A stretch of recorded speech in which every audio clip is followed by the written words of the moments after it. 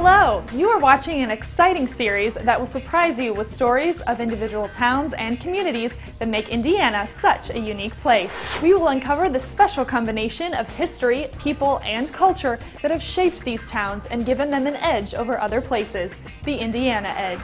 Welcome, I'm your host, Talor Whitaker. Today we will travel to Tippecanoe County in the west central part of the state to Lafayette. Here's a quick view of current city statistics.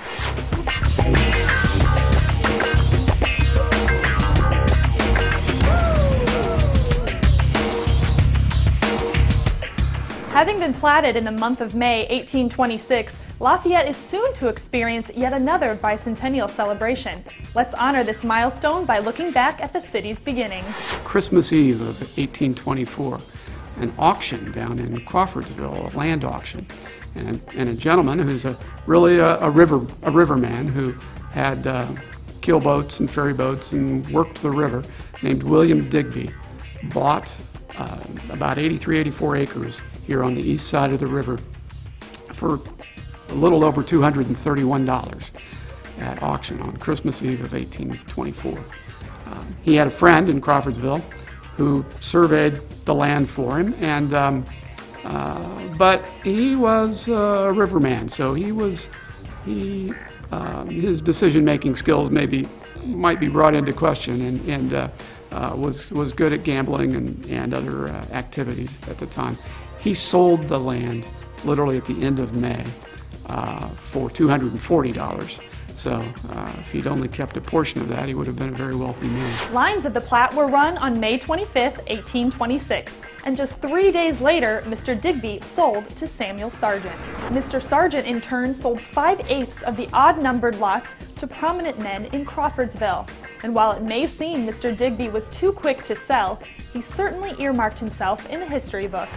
In May of that year, Marquis de Lafayette, who had helped the Americans during the Revolutionary War, was taking a victory tour, basically, almost on the 50th anniversary of that war.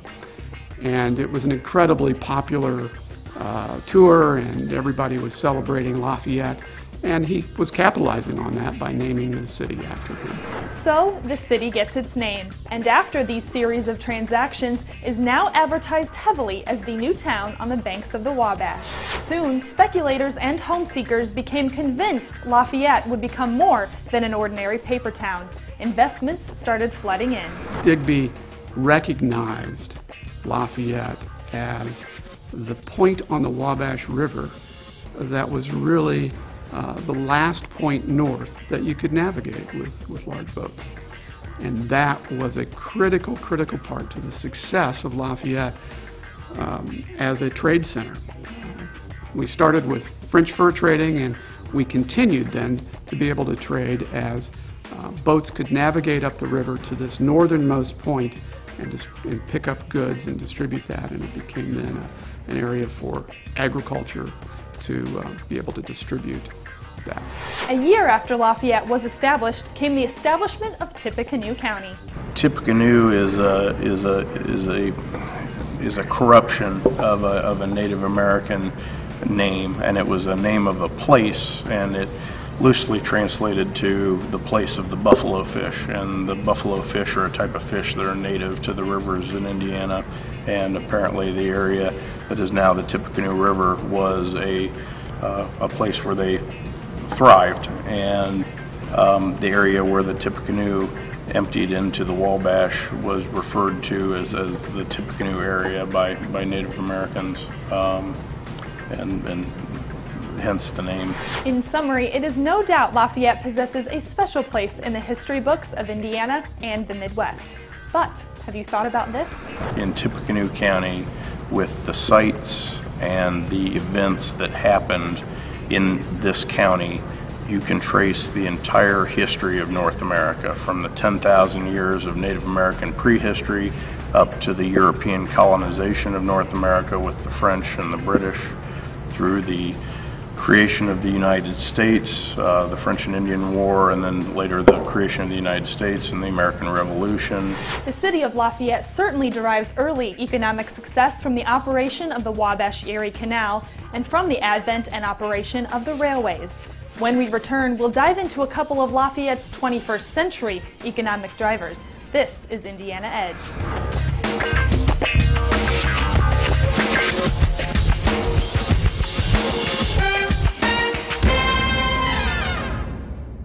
And with Uverse, you can move your TV anywhere in the house. We're happy with Xfinity. Why would we move the TV? I don't know, but let me show you.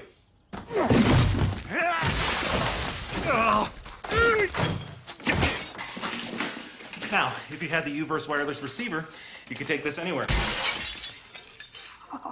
See? Anywhere you want. Don't get duped by Uverse. Get the most entertainment on any device anywhere with Xfinity from Comcast. I worked some long hours keeping my clients wrinkle-free, and back when I had satellite, that meant falling behind on my shows. So I switched to Xfinity. It's perfect for me because it lets me download my on-demand shows so I can watch anywhere. See? I have all my dramas, my food shows, and of course all my comedies. Where do they come up with this stuff? Don't settle for satellite. Xfinity lets you download shows to your mobile devices. Perfect for people who can't always be home. If Usain Bolt represents Xfinity Internet, what happens when we double the speed on two of our most popular plans? Meet his twice as fast brother, Usain Bolt. Now stream movies and shows twice as fast. Xfinity, the fastest just got faster. If Usain Bolt represents Xfinity Internet, what happens when we double the speed on two of our most popular plans? Meet his twice as fast brother, Usain Bolt. Now stream movies and shows twice as fast. Xfinity, the fastest just got faster. Welcome back to Indiana Edge. Well, if you live in the Midwest, surely you've been privy to TV and radio ads featuring an animated lion roaring at length the name Bob Rohrman. Indeed, the Bob Rohrman Auto Group got its start in our fair state after a 21-year-old Rohrman served tenure in the Army. I sat down with Mr. Rohrman to discuss that humble Lafayette beginning some 60 years ago. So I get out of the Army and come home. And my brother-in-law, a guy by the name of George Terrell, was married to another sister, Marie. Now remember, I had 7 sisters, so I had a bunch of sisters. And so George sold cars for Eddie Becker. And Ed was a used car dealer in Lafayette. And so I go down to see George. After the second day I was home, didn't have a car, so I go down and see George, and I said, George, I'd like to buy a car, but I need a good car, but I don't want to spend too much money. And he said, he said, is that what you want to do? I said, no, I don't know. I don't think so, but I just thought I'd get a job right away. Well, what would you like to do? I said, you know, George always dressed up to the nines, man. He's the slickest car salesman I ever seen. I try to get my guys to do that. They don't dress up like that. But George sold a lot of cars, and he went out to the Club Avalon. He pulled out his roll of cars, dollars and 5s and 10s, and he'd throw away the ones. Yeah. I said, I don't know, you look pretty sharp, George. Doggone, I might want to sell cars. He said, if you do, I know the Ford dealer here in town calls me every week or so. He's got 10 or 12 salesmen, but he hasn't got a salesman among them. And we're sitting there and talking about what I've done in the Army and graduated from Jefferson High School and so forth. And he said, Bobby, you think you can sell cars? I said, oh, I think I can, yeah. Oh, yeah, I can. No problem. He said, when do you want to go to work? I said, right now. He said, okay, you're hired. George said, wait a minute, Glenn, wait a minute. Let me take him back to my office and show him how to build out a car. And a credit statement. Because at that time, you didn't have F&I people. Mm-hmm. You filled out the credit statement, you called them into the bank. And they either said yes or no or maybe or whatever. So he said, okay, when you come back, I'll have a demo waiting for you. Okay. So we went back to George's office. It was just down the block, about 6 blocks or so. And he showed me all that, and he said, I think you'll do okay. I said, well, George, let me ask you a question. You know, all the friends of mine are still in the service that I graduated with, so I don't know hardly any people here, especially people by the car. Now, how will I do that? He said, see that, Bobby? I said, yeah. That's the phone. That is your best friend.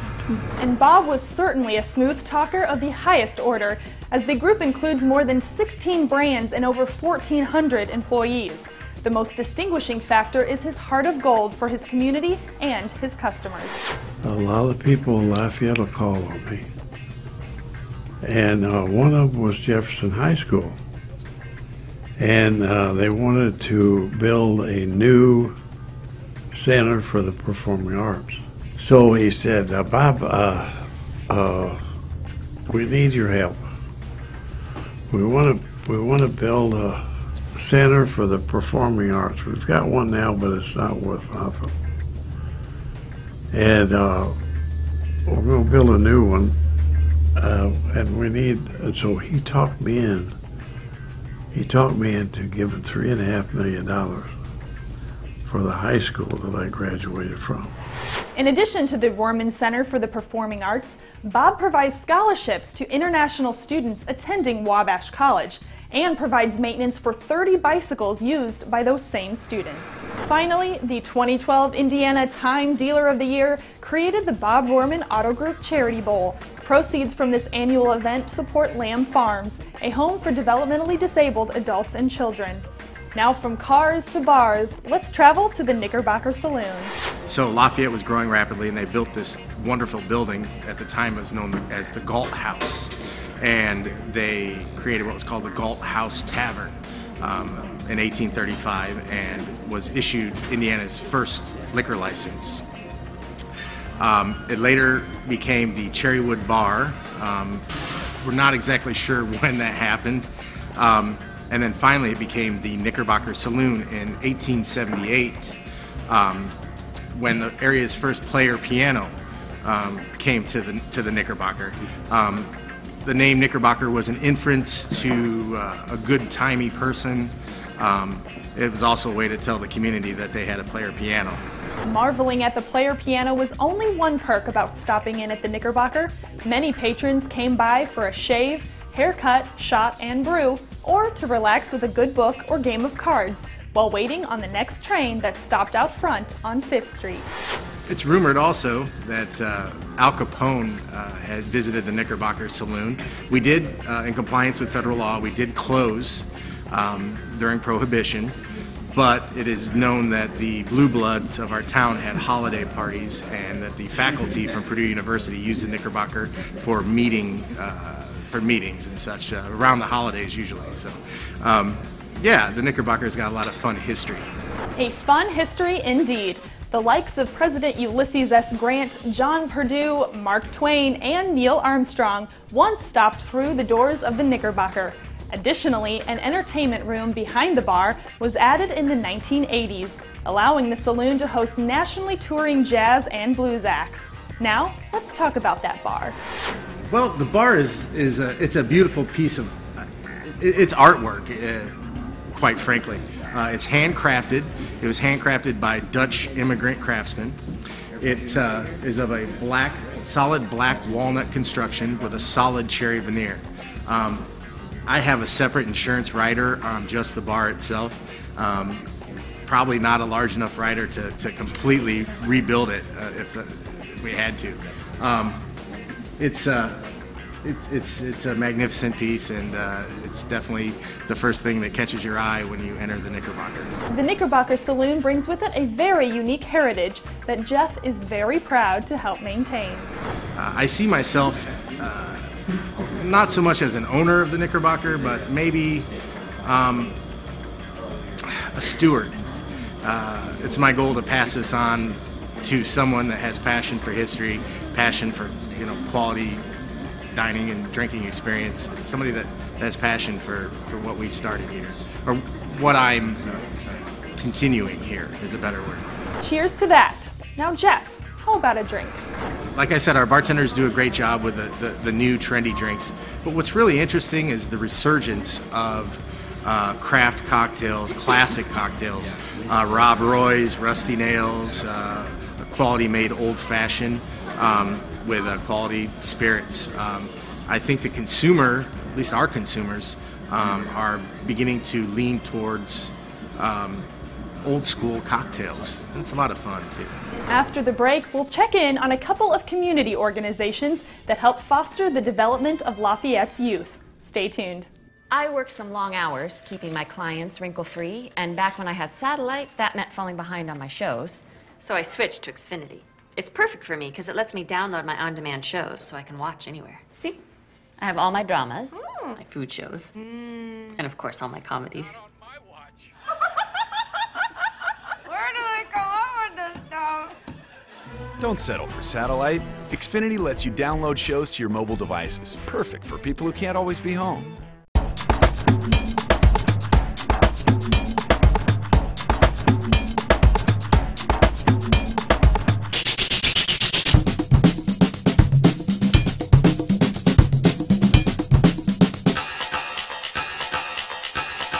Wood Innovative Group LLC, video and multimedia production, single camera, multi-camera, live, post edit, everything. Click wigtv.com. Oh, remotes. You've had it tough. Watching TVs get sharper, bigger, smugger. And you? Rubbery buttons. Enter the X1 voice remote. Now when someone says, "Show me funny movies," watch Discovery, record this. Voila! Remotes come out from the cushions. You are back. The X1 voice remote is here. And with Uverse, you can move your TV anywhere in the house. We're happy with Xfinity. Why would we move the TV? I don't know, but let me show you.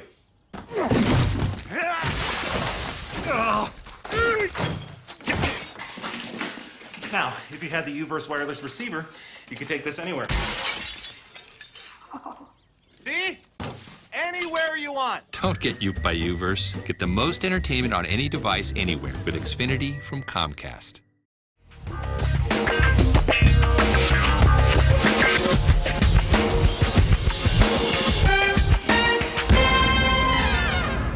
Welcome back to Indiana Edge. I'm your host, Talor Whitaker.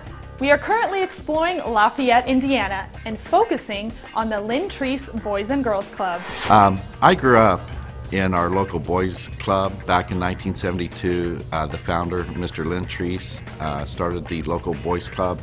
Back then, of course, again, it was the boys club, not Boys and Girls Club. Our local chapter of the club did not come Boys and Girls Club until 1990.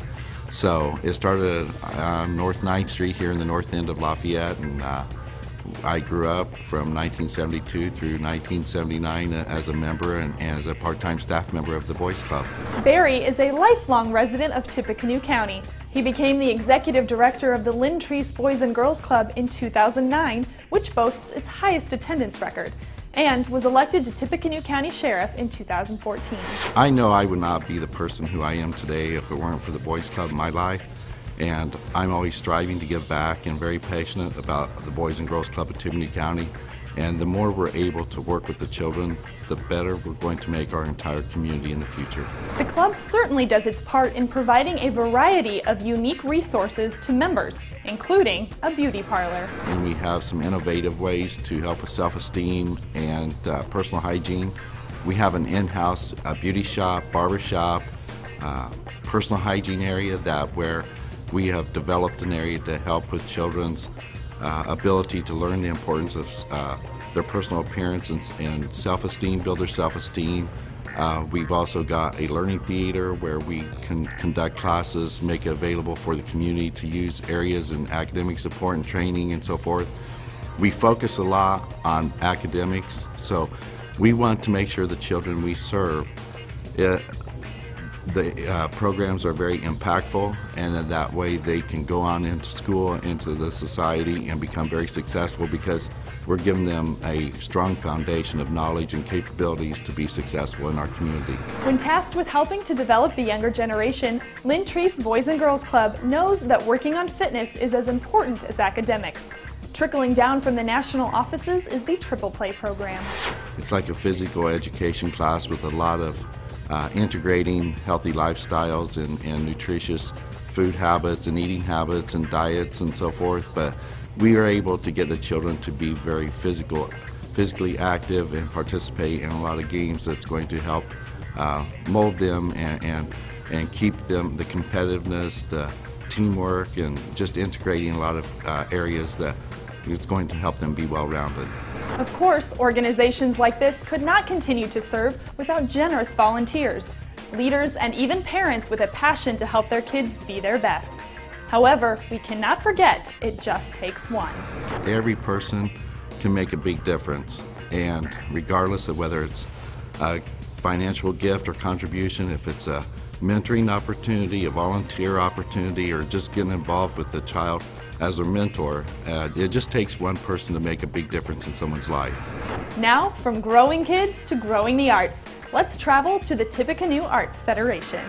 Growing the arts for us has really meant that there's an equal playing field, so that a lot of times the arts can be represented as elitist, and what we do through growing the arts is making it equal by having equal access. So that's providing programming that gets it right into the schools or right into the community centers, into the libraries, so that you don't have to be from a specific social status to have the access or to understand the arts, that they're there and that they're more embracing, and that they can be a form of expression for anyone who is ready to engage in them, whether that be literature, visual, performing, mixed media. There are a lot of different art forms.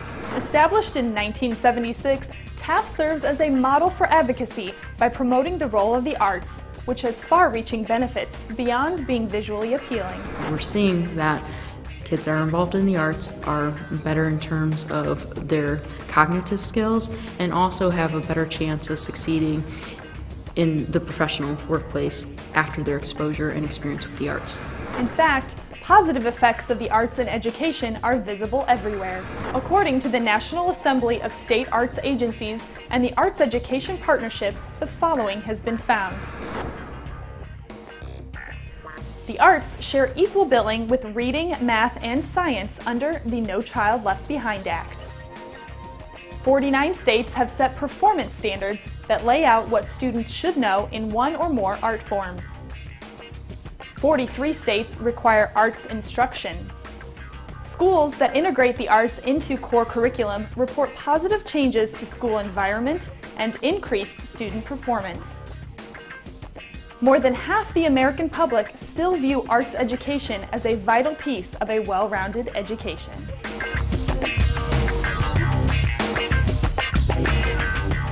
And it's no secret, the word vitality is actually a part of TAF's vision.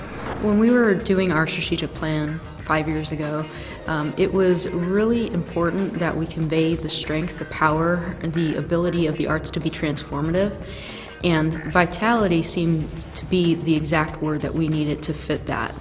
And so we had some passionate board members at the time that we were, just going over and over some different adjectives, and vitality was definitely the one that stuck out, that encompassed everything that we wanted to convey through that and in our mission, and challenge us, because it's not only communities, but it's also every individual. We want that experience for everyone that we serve. We learned that the arts are a topic of discussion on the national stage, but how has TAF integrated into the local community of Lafayette? Well, we're very fortunate to be in Lafayette. We are a regional organization, so we serve 14 counties, headquartered right here in Lafayette, and Lafayette, at least since I've been here, has been extremely supportive of the arts, particularly with their quality of life initiatives as well as economic development. So there has been a lot of support within the structure of the Tippecanoe Arts Federation, as well as city initiatives, including their public art. They recently did Small Spaces, which received a lot of acclaim. And they've also invested a lot into their streetscaping and also the buildings and overall feeling of the downtown Main Street have all had the arts in mind. So to make it a much more welcoming environment for visitors and also for the people who live here. For more information, please visit www.tippecanoearts.org and keep your eyes open to all the art that surrounds you every day.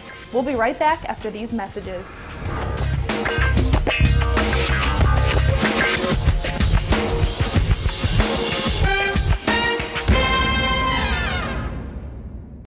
What if a home phone could also be a smartphone? And what if that home phone could save you money on your home and wireless bill at the same time? With Xfinity Voice, you get amazing technology like readable voicemail on your smartphone, caller ID on your TV, and even text messaging, all for a low price. Start saving with unlimited nationwide talk and text and switch to Xfinity Voice for just $19.99 a month for 12 months. Call 1-800-XFINITY today. I'm almost done. Now you can pay your bill, manage your appointments, and check your connection status. Anytime, anywhere. Oh, so you're protesting? Okay. Introducing Xfinity My Account, available on any device.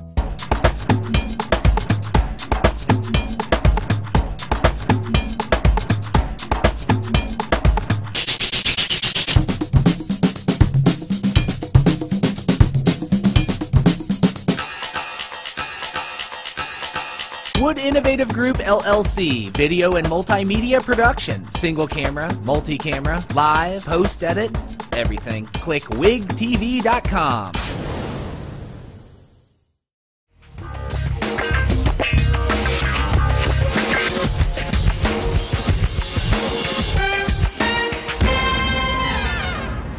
Welcome back. I'm Talor Whitaker, and you are watching Indiana Edge.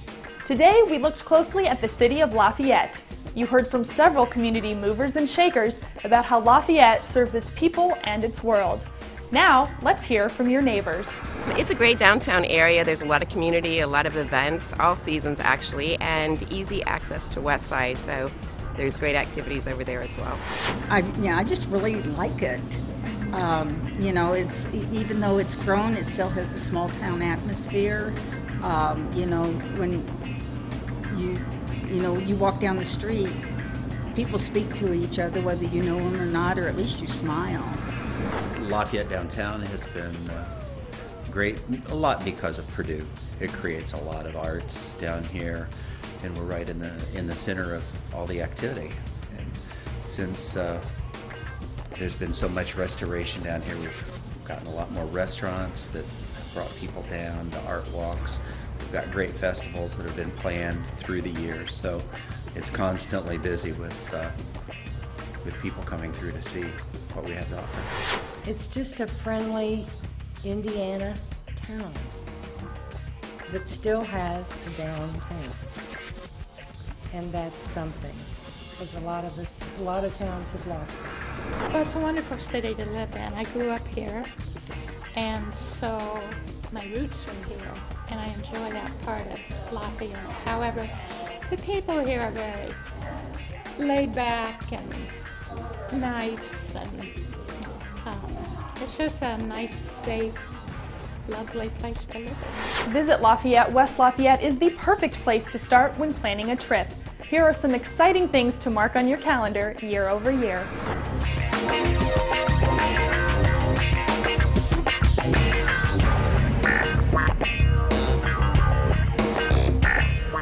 Thanks for watching this episode of Indiana Edge. I'm Talor Whitaker, and we'll see you in the next city.